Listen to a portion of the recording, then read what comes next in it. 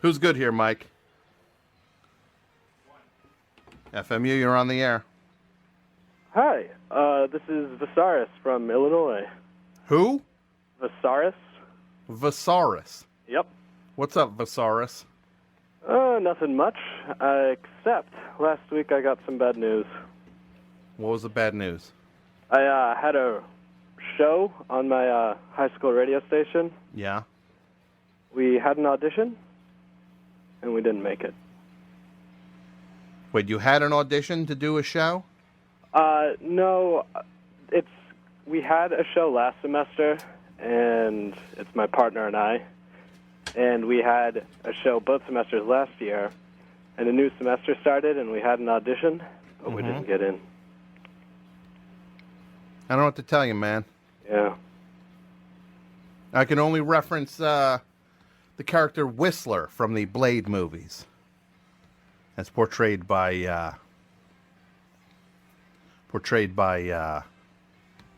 who was that? Chris Christopherson. Mm-hmm. He said, use it. Use it? Use this. Use this? Something like that. Use this. All right. He said, use this. Use this. That's okay. You know what? Look, I'll tell you a story. Okay. I tried out for my college station, right? Mm-hmm. And look, this is a community college we're talking about here. Okay. I tried out for that station.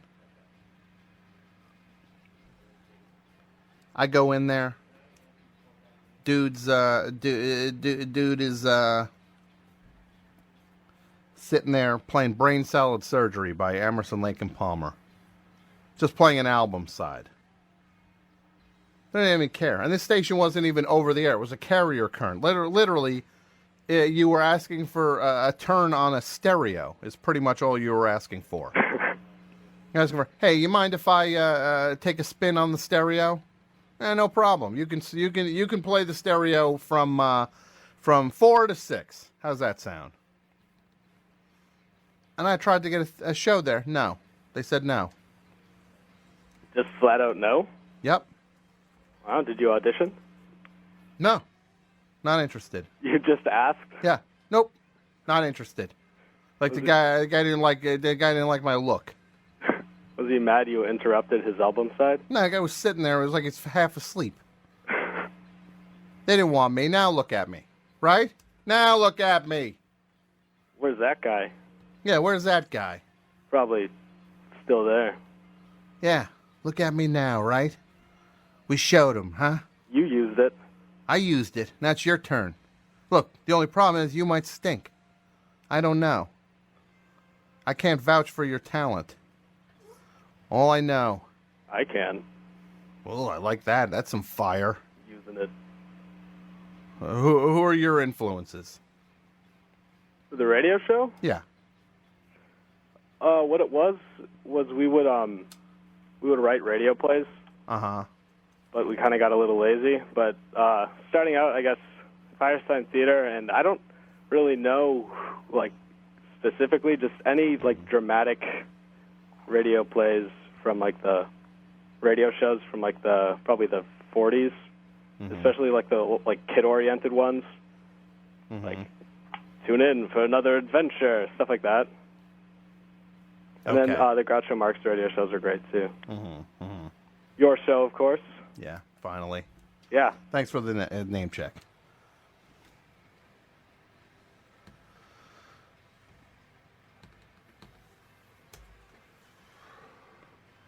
Mike just told me.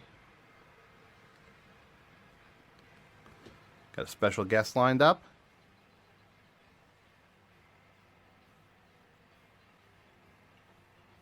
We've got Ed Grimes on the line. We'll get to him in a second. I don't know if people have been following this story,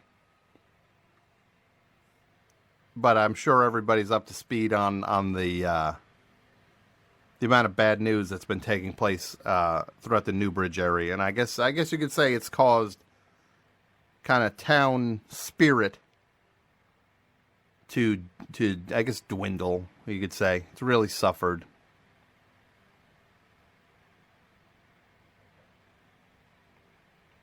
A few incidents that have kind of gotten under people's, brought out the worst in the town. That's why, we're going to try to talk about something positive. I mean, because seriously, with like the whole thing with Newbridge High against Footbridge High in the miniature tetherball game.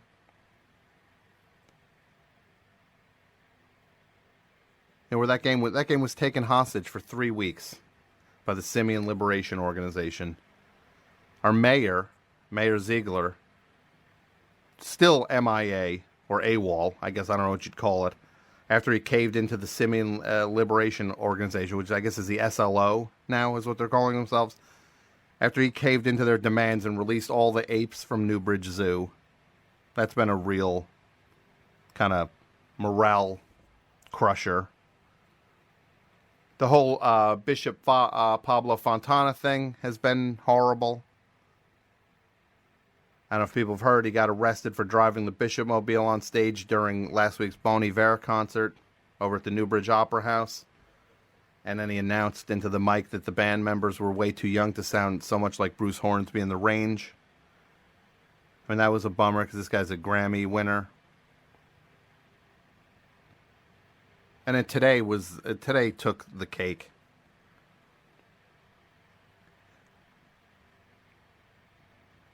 They're actually opening one of these Boom stores in Newbridge.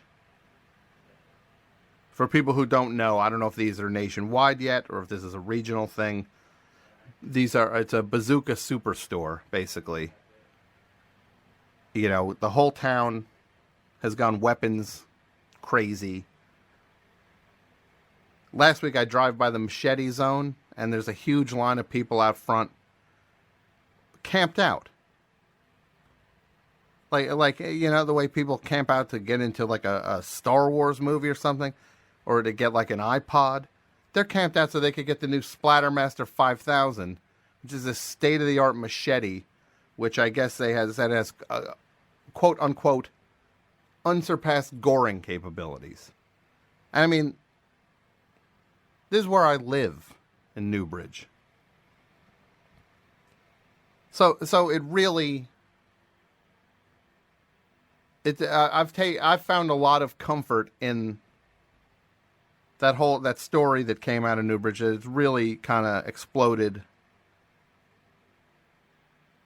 The guy who runs Kleinthorpe Business Systems, Ed Grimes, who we're going to have on in a second, he's the CEO of Kleinthorpe Business Systems. He made a pretty interesting and unusual addition to his company's staff last week. So let's just bring him on right now to tell his story. We should have on the phone Ed Grimes from Kleinthorpe Business Systems. Mr. Grimes? Hello, son. How are you? I'm doing all right. Good. Thanks for coming on the show. Oh, it's good to be on. Yeah.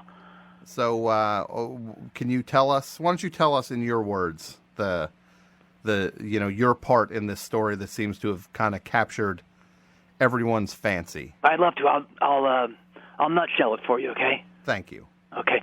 Well, basically what happened was a few weeks ago, I was about to walk into our HQ when I saw a somewhat disheveled man, and he stopped me, and he very eloquently told me of his predicament, and he asked if I would, out of the kindness of my heart, help him by way of securing employment for him. And the young man's name was Rick Sherman, and he told me the story, and basically he lost everything in his life, and he was in desperate need of a chance to just start over. Mm-hmm. He'd hit rock bottom. I don't want to get too far into it, but, the obvious substance abuse problems, that sort of thing. And I was so moved by his plea, and this just sent me reeling. My heart just died. He even presented me with a handwritten, tear-stained resume. Wow. And so I took a chance on him. I could not, I mean, he was a very charming guy, and he's a great guy. And all's working out great so far. He sleeps in the back room on a cot that we have for him, and we have a fridge back there that we keep stocked with his favorite foods, and he seems quite happy, and he's doing a really good job so far. That's great. So this guy who was as down on his luck as I guess could be. Yeah. You saw something in him, and you gave him an opportunity. That's right. And my big goal is for Rick to eventually become the manager of one of our satellite offices. And I think he's going to really excel at that. And I'm just so glad that, I've been lucky in my business life, and it's just great to sort of be able to help somebody else with that. And I'm just so proud that I was able to help get such a deserving guy back up on his feet. Well, Ed, it's really a fantastic story, and it's good to get a little bit of good news for a change, especially throughout Newbridge, which things have not been so bright. It's been tough times, yeah, for all of us. So, on behalf of everybody in town, I just want to thank you for doing something nice and kind of changing the climate. We do what we can. Thank you so much for having me. Well, thank you. You have a great night, Mr. You Grimes. too. Good night. Okay, bye. Ed Grimes from Klein Thorpe Business Systems. A little bit of good news for once. Oh, what do I got going on here? Beep boop ba-doop boop boop ba-doop boop ba-doop boop boop. Let's check my notes. Did I mention the marathon for 25 minutes? Yes, I did.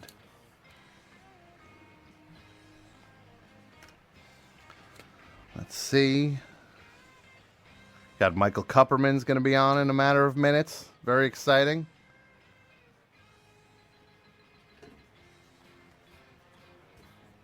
He's got his new book, Mark Twain's autobiography.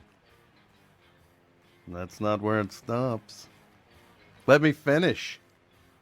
1910 to 2010. It's really funny. Seriously funny book. And we are going to talk to him. As they say in the publishing game, all about it. Who's good here, Mike? One. FMU, you're on the air. Hi, is this me? Yes. Oh, hey, wow. This is great. Hey, I think I might have heard my boss on the phone just a second ago. Your boss? Yeah, Mr. Grimes? Yes, we just had Ed Grimes on. Oh, my God, it was him. I just caught the very last, the tail end of it. Uh-huh. Wow, that's crazy. Yeah. And your voice is very familiar. I've heard this show before, but I never knew what it was called. That's so crazy. Wow, yeah. Well, we just had Ed Grimes on telling the story of a guy who he's helping out.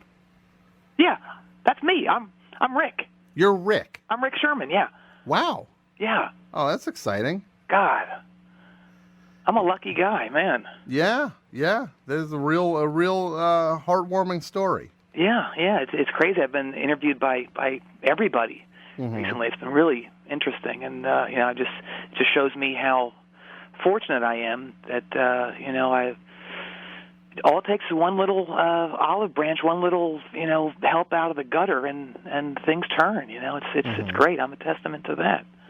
Yeah, it's great. It's really a moving story. And did he tell you the whole story? Because I didn't hear a whole lot of it, so I didn't know if you wanted me to fill anything in or what. Well, no, I mean you can. Why don't you tell us? Yeah, tell us your side of the story. Oh well, I'm not sure if he said this or not, but I went to college like everybody else, and I ended up getting a job as the manager of the Foot Locker After Dark in Newbridge. Have you ever been there? I have not. No. We specialize in erotic running shoes and running wear. Mm-hmm. Yeah. And basically then after that my marriage fell apart and I started drinking very heavily. I'm not ashamed to admit that. At my lowest I was downing 32 of those miniature Budweisers a night. Okay. Yeah. Wow. And, I'm not even sure why I did that. I guess because it made me feel like more of a cool guy that I could say I drank 32 beers instead of 16 regular ones. Okay. Just shows you like where your ego takes you. Yeah, that number was important to you. It was. It really was. So I was living on the street. I was begging for change, diving in dumpsters just to survive. And one day I was sitting in front of the Kleinthorpe building. I was eating a turkey leg that I found in the street. Mm-hmm. Okay. And this very, well put together, very, dressed very nicely older businessman caught my eye, and he seemed like someone who could help me, who could show me the mercy that I so needed, and maybe even give me a chance to pull myself out of the gutter. And I really just wanted a chance, I think that's what we all need, is just a chance. And I knew if I could just get that second chance, I could pull myself up. And so a few days later, I summoned the courage to stop him on the way into his office again, and I introduced myself, and I wrote out a resume, a handwritten resume, because I don't have a computer or anything, and I handed it to him. And we talked for a long time, and he said that he saw a lot of himself in me, and it turns out he struggled with many of the same things that I struggled with, and he ended up hiring me, and it really turned things around for me. And I just can't thank Ed enough for taking a chance on me and helping me just get back on my feet. Mm-hmm. So that's it in a nutshell. So I appreciate you hearing my end of it. Yeah, it's very positive. Rick, I really appreciate you calling in, and I wish you the best of luck with all this. Thank you very much.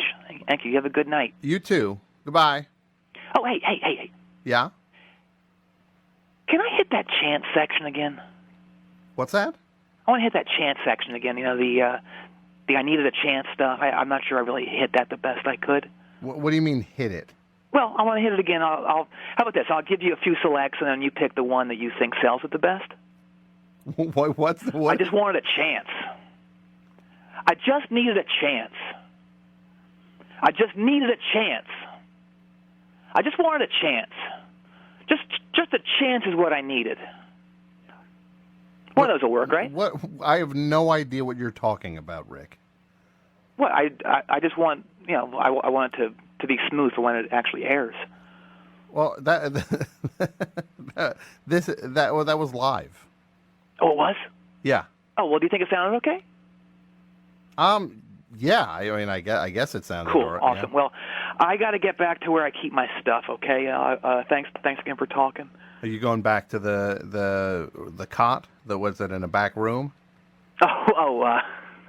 Yeah. No, not tonight. Not tonight. I'm going back to where I keep my stuff. Your stuff. Yeah. Where's that? That's way out of town on, way out there on Mutton Chops Pike. Mutton Chops Pike. Yeah. So you, oh man, you way out there. You live under that overpass?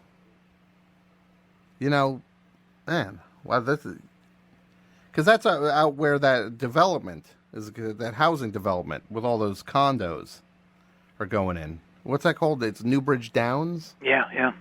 Yeah. Wow, that if you have a cot and a back room, that's better than living under that overpass. I mean, that's rough. It is rough. The indoor squash court was supposed to be done by January, but it's only half built. I don't know what they were on about that for, and the satellite dish was out for an entire 3 days last month. Wait, you live in one of those condos? There's like state-of-the-art condos. Yeah, if you can call it living. Look, we were told there was going to be a P.F. Chang's like a quarter mile away. Uh-huh. It didn't even happen. They didn't break ground on it. It turned out to be an Outback Steakhouse.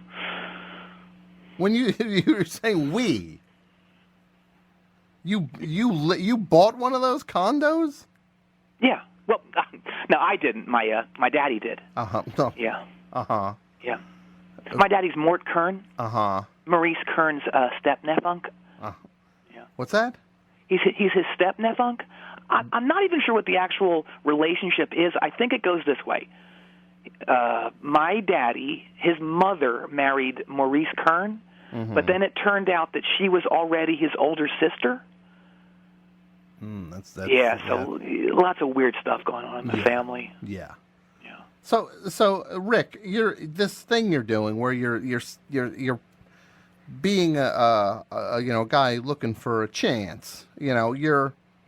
Is this like it's some giant scam you're pulling? Oh, you judgmental monster. So it's not a scam. No, it's a reality tweak. What is a reality tweak? Well, I like to think of myself as the Banksy of human interaction. Uh-huh. Yeah, I'm kind of keeping that kind of tradition alive. The same thing that, like, Wavy Gravy, Tom Green did, Action Cushion. Who is Action? What did You say? never heard of Action Cushion? Action Cushion. No. Yeah, from Punk'd. Ashton Kutcher. Who? I don't think it's not Action Cushion. Sure it is. The guy that was tapping that throaty female soldier from St. Elmo's Fire. No, that's Until he was tapping a younger chick then. Yeah, no, that's Ashton Kutcher. Oh. Huh. Well, same thing. So this is like a thing you're doing, like a you said you're the Banksy of human interaction. Yeah. So this is something you've done before. Like I don't know, maybe a couple times. I don't know. Like because you're clearly pretending to be something that you're not, and you're gaining from it. Well, and beats work. I may have done it a couple times. Yeah, a couple times. Like what were these couple times? Like who did I sort of? Yeah, just tell me about these the times you've done it. Well, there were a couple times I think. God, who did I say I was?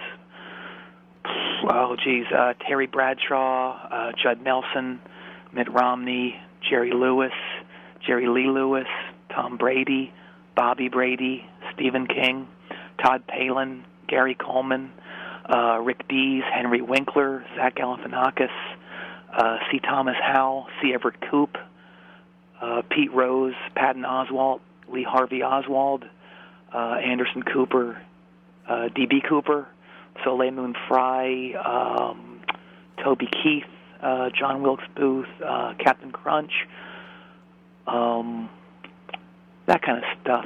Yeah. So maybe a few more. So these are. So once you said maybe a couple times, but these are people you did those as like a laundry list. So you pretend to be all those people. Well, yeah, sometimes, people like famous people, and, they'll give you stuff sometimes. Like I said, beats working. What? Yeah. Well, it's insane. No, it's not. And it's more than a little disturbing. Hmm. And did you say Gary Coleman in there? I did, yes, yeah. How did you pull that off? I'll be honest, that was a tough one. You have to pick your spots with these things, and, not everyone's going to go for that. So I knew of this weird guy who had a hot dog stand, and I knew I could probably play him for some free grub, and he was particularly gullible and, honestly, a little blind. Okay. I hammered at it for weeks. It was brutal. I had to walk on my knees the whole time, and I was wearing, shoe polish on my face. Oh, that's in fantastic. retrospect, not one of my finer moments. I admit this. Yeah, I admit it. I would say that's not. That would be. Yeah, that's a bad moment. I know. Okay. Anyway, he wasn't fully sold that I was Gary Coleman, and he never actually gave me, actual hot dogs. But I did get all the ketchup and all the hot dog wrapping paper I wanted. So it was a minor victory. A minor victory, because so you basically acted like a total racist. No. So that you could get what? What did you say you got? Hot dog wrapping paper? Well, first of all, I got all the ketchup I wanted. Like 100 packs a day. Okay. And all the hot dog wrapping paper I wanted, which is it's like 12 sheets. Yeah, I don't need more than that. Yeah. Yeah. But when he found out that I wasn't Gary Coleman, tried to stab me with these sharpened hot dog tongs. Yeah. That's one of the perils of it. Sometimes people turn on you. Of being one of these. A reality tweaker. Or a passing. I think there's a more harsh way of describing somebody, kind of deceitfully passing themselves off as somebody else. Yeah, well, we can beg to differ on that part of it. Yeah. Yeah. And did you say? Did you mention Tico Torres in there? I did. Yes. Yeah. That's the drummer from what? From Bon Jovi's band. Yes, yeah. Yeah. What is the story of you pretending to be Tico Torres? Well, one of my friends, he said that that was actually one of my first reality tweaks. A buddy of mine recommended that I go to NAMM because they have all kinds of free stuff there. NAMM is that big musical instrument convention. Okay. Where you go. And, he said that they give you free stuff there and free shirts and gift baskets and snacks and things. Mm-hmm. So I ended up going. Yeah, and snacks and things. Yeah, so I get there, and this guy runs up to me, and he asked me to sign an autograph for him. And it turns out that I look a lot like Tico Torres, the drummer for Bon Jovi. Mm-hmm. Yeah, I thought he was saying Taco Torres at first. And, and they ended up giving me passes. I got a free room. I got free food. It was totally awesome. And I got way more than I expected, actually. Uh-huh. Yeah, I was getting full service, if you know what I mean. I don't want to know what you mean. Yeah, I'm talking about above the thigh fun. I really don't want to know about this, Rick. But then things got really scary. Uh-huh. How so? Because, it came time for me / Tico to do a drum clinic. Uh-huh. And I'll be honest, I don't know much about that kind of super heavy rock. Okay. And I don't know anything about music, period, really. I mean, I've got like 1 inch of records in my condo. Uh-huh. Mostly sound effects in those Penthouse Forums LPs. Well, that's some record collection. So sound effects albums. Mm-hmm. Like battleships and stuff. Yeah. Bombs going off. And what are Penthouse Forum LPs? Well, the Penthouse Forum in the magazine, right? I never thought this would happen to me kind of stuff. Uh-huh. That sort of thing. And, like a lonely college student in his dorm. And okay, I don't need to specifically that sort of know one of them. But it's, it's the actual... So it's a recording. Vocalizations of that. Yeah, very erotic stuff. Very erotic. I'll take your word for it. Yeah, yeah. Uh-huh. Anyway, so I had no idea what instrument Tico Torres even played, and I got up there on the stage, and I didn't really know what to do, and I saw a saxophone on like a little table, and so I picked up the saxophone, and I started blowing into it. I was blowing into the big end of the pipe. Is it called a pipe? No, it's a saxophone? It's a saxophone. What, the bell? I don't know if they call it like that, the big end of it. Well, the one side is it's the bell. Okay. Well, anyway, luckily, so everyone starts laughing, and I start playing it off like it's a joke, too, like I'm joking, and I still don't know. And then, luckily, I look over, and there's a poster of Tico Torres, and he's playing the drums. So I realize that he's a drummer, and so it was go time, and I'm shaking. All these people are watching me, and so I sat down at the drums, and I start doing these elaborate stretches, all the while just trying to think, what can I do? So what I did was I did what most people do when they're faced with extreme adversity. Mm-hmm. Yeah. What's that? I pretended I had bad diarrhea and ran off. What? I pretended I had bad diarrhea and ran off. Oh, that's charming. Yeah.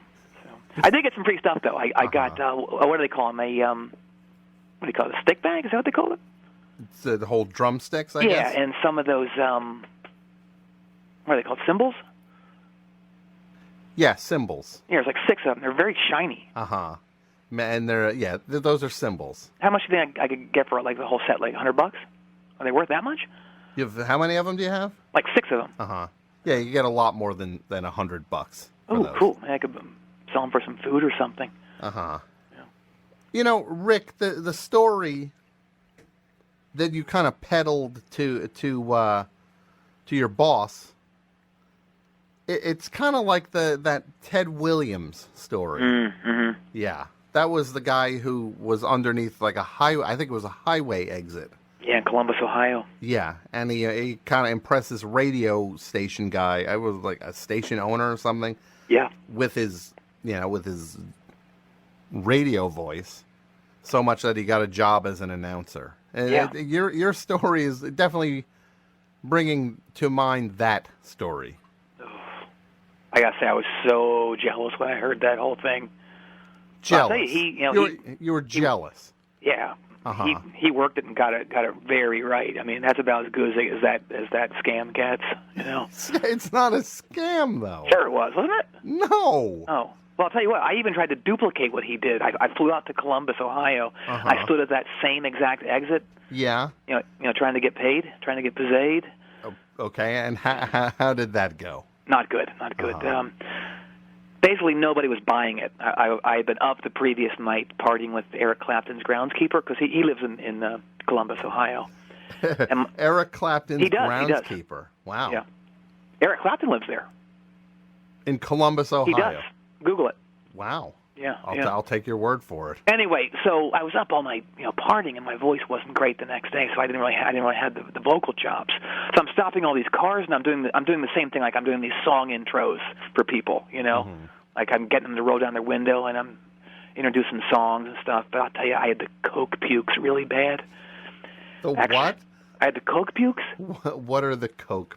Well, I actually chowderized this one lady's car interior. Okay. Okay. So you were partying with this guy, with Eric Clapton's groundskeeper, and then you ended up with the coke pukes. Great. Oh, it was bad. This is Well, after I did that in the lady's car, she nailed me in the face with a Fanta bottle. Is it Fanta or Fanta? I think it's Fanta. Fanta. Oh, okay. I think it's Fanta. Okay. And then somebody called me on my nice loafers that I had on. I had these $400 pair of jeans and a crisp untucked shirt. And mm-hmm. Some jerks, said he was calling the cops on me, and I'm like, old Rick's in the doghouse again. What's he going to do? Uh-huh. Tune in next week, I guess. Yeah, yeah. Everyone threatened to kill me. I had several guys try to, say they're going to go get their guns. What I was doing was immoral and wrong, and it was almost as scary as that final episode of The Monkees that we saw when we were kids. What was that? The final episode of The Monkees? Yeah.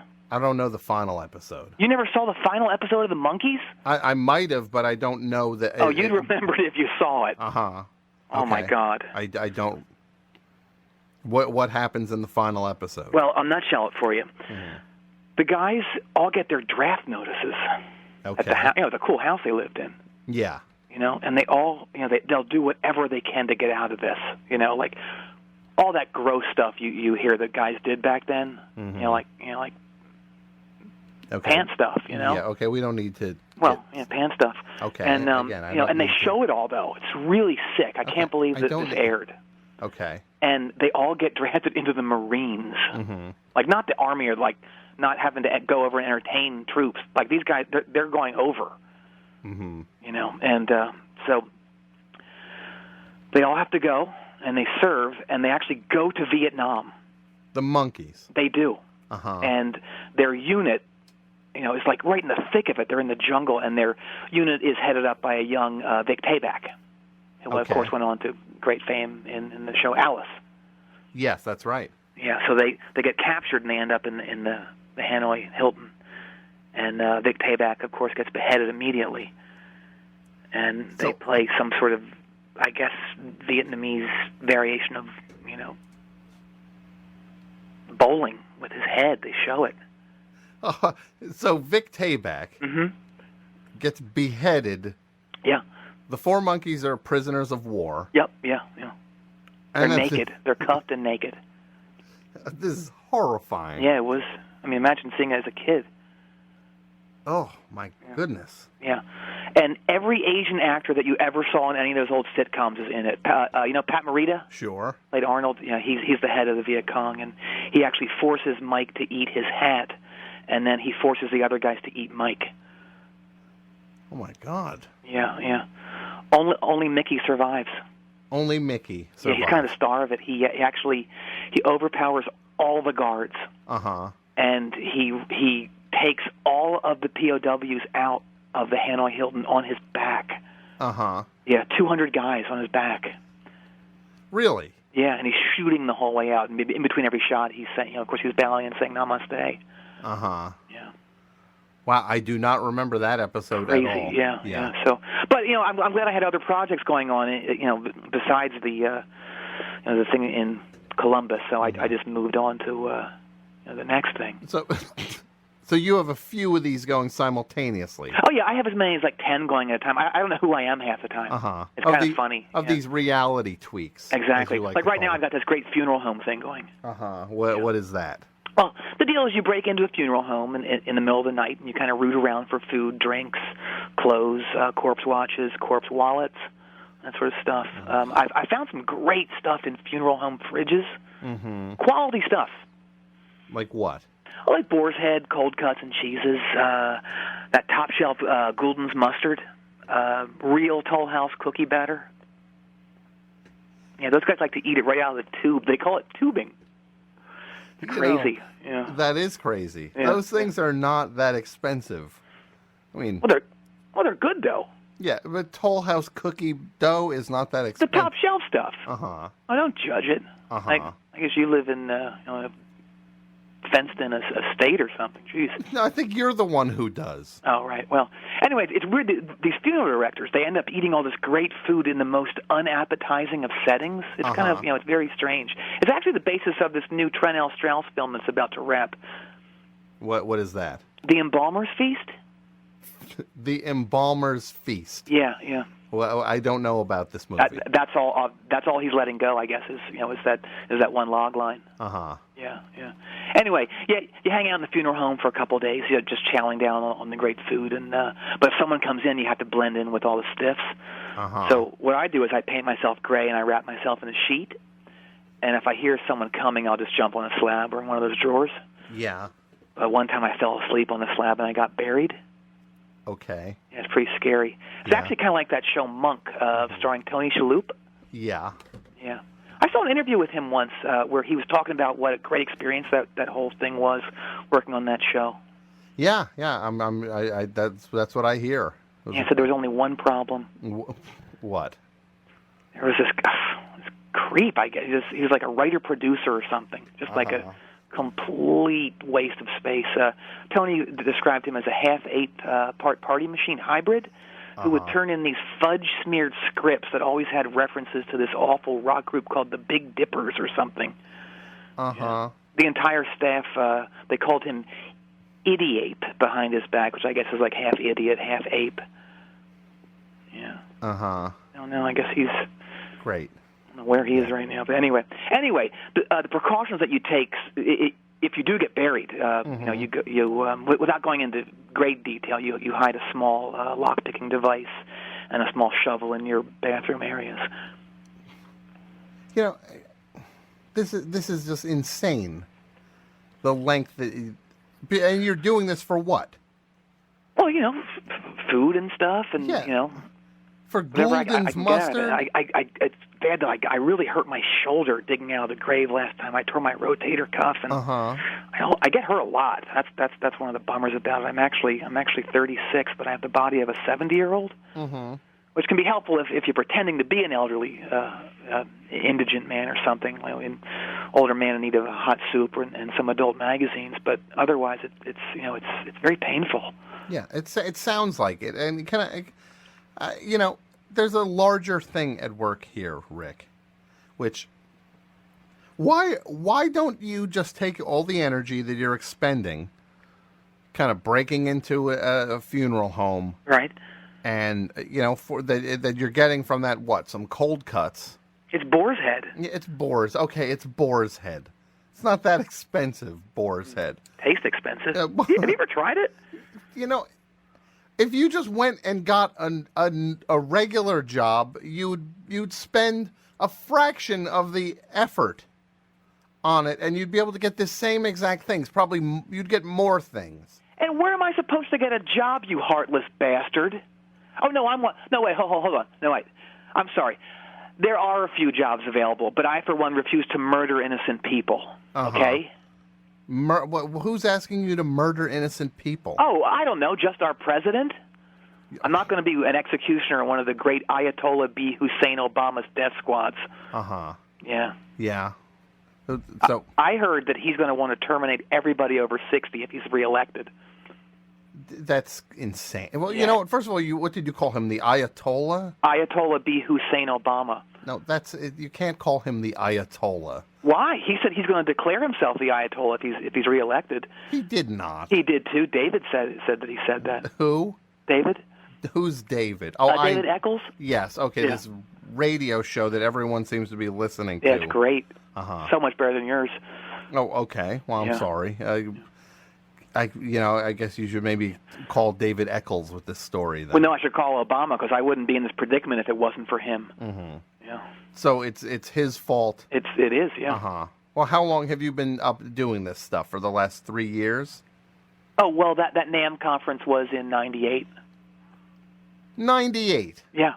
So a full decade before Obama was actually president. Oh, you're nitpicking, you dumb ape. Uh-huh. Yeah. Well, no, I'm not at all. Yes, you are. Yes, I'm you not. are. How am I nitpicking? Oh, you're just playing with facts. Anyway, my ace in the hoe in this whole thing is to parlay my whole life, because it's very interesting, into a Shout Network movie of the week that will eventually spin off into a series. Mm-hmm. Yeah. You said, what did you say? Your what? Your ace? My ace in the hoe? Ace in the hole. You've never heard that? No, I've never heard ace. Crack a treasury of popular colloquialisms much? It don't sound like you do. Ace in the hoe. Yeah. What? I don't know what that is. I know ace. Okay. Well, it goes back to the early 1900s, I believe, when farmhands would they'd take a break from their chores and they'd go play a pinochle. Mm-hmm. And when they saw the head farmer coming, they'd hide their cards sometimes in the tongues of their hoes. Uh-huh. Thus, an ace in the hoe. No, you really should read more. No, that is I've never heard that. Oh, well, it's out there, yeah. Anyway, getting back to my show, Reality Tweaks. Mm-hmm. It's kind of a spin on Reality Bites. Okay. Well, I see Jeffrey Tambor playing one of these saps who gives me a job. Kind of the hapless dunce of a drone who doesn't know what he's gotten himself into, like this Ed Grimes cat. Oh, great. Yeah. Oh, man. This cat does not know what he has what's in store for him. I'm going to slowly move everything in that bank room into my condo, to say nothing of the checks I'm going to write myself. Uh-huh. Ka-ching. Oh, great. Oh, that's fantastic. Yeah. And I think the guy who will play me should be that guy who plays the wolf in those Twiglet movies. Uh-huh. Yeah. But what is a Twiglet? What is Twiglet? You really don't get out much, do you? No, I get out. Oh, it doesn't sound like it. Well, those Vampire in the Woods movies. I don't know what... The recent mainstream ones, not the Exsanguination Forest flicks that Trent L. Strauss did in the late 90s. Uh-huh. Yeah. You never heard the Twiglet movies. There's the one guy that plays the Wolfman, and he looks like he's a college wrestler on his way to regionals. It's kind of the same look that Matt Damon used to rock. Uh-huh. I love when people say rock, like they rock a look. Can't get enough of it. You're not talking about Twilight, are you? Oh. You're saying Twiglet.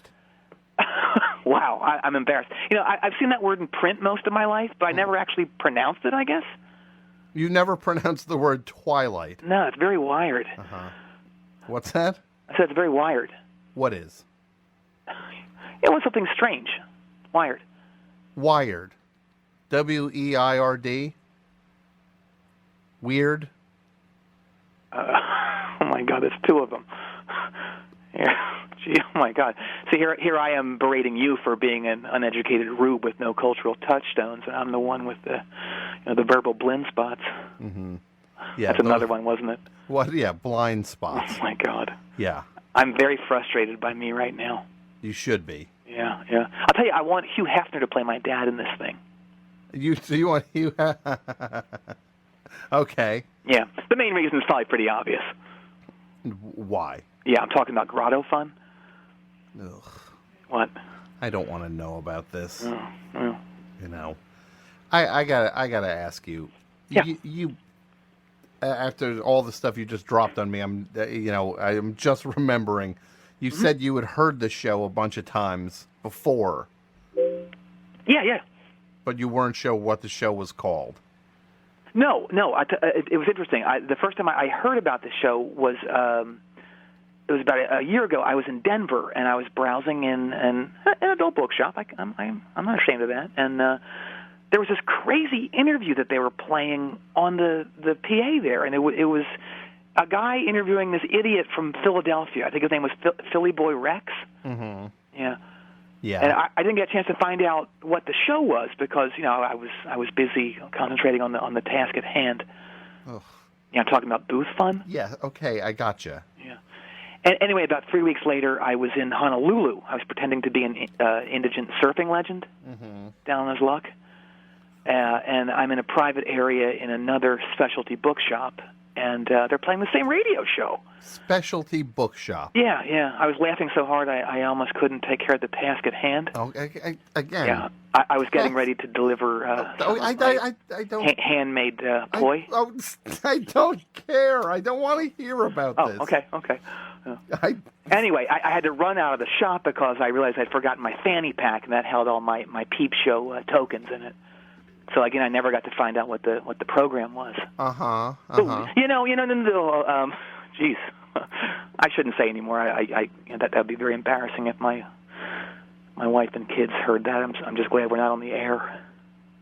You're glad we're not on the air? Yeah. We're on the air. What? How did you not know we're on the air? But you said bye right after I said bye.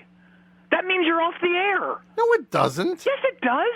No, the show's live. What? But what about the record you've been playing the whole time? What are you talking about? We've been talking this whole time. I've been hearing Yes's Tales from Topographic Oceans for the last 20 minutes. I just assumed you were playing that so we could continue talking over the record, not be on mic. I'm not playing any music. I'm not playing Yes. Oh, no. What? It was on my Walkman in my pocket. Oh. Do you hear it? Jeez. Yeah. I guess that's why everyone's making faces at me as they walk by the booth. What booth? The Peep Show booth. I'm actually in one right now. You're calling from a Peep Show booth. Yeah, I'm out at Wet Dreams, that adult bike wash place. I don't care. I don't want to know about this. Well. What? Oh, wait. What?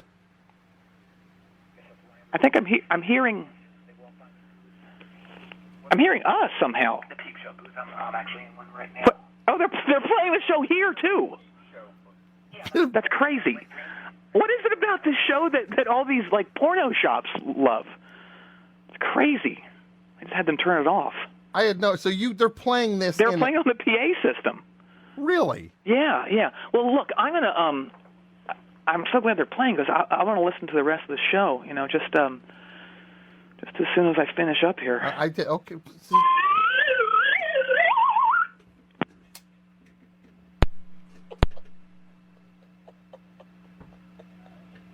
What was that? I don't know what that was. Oh. I don't know what that was.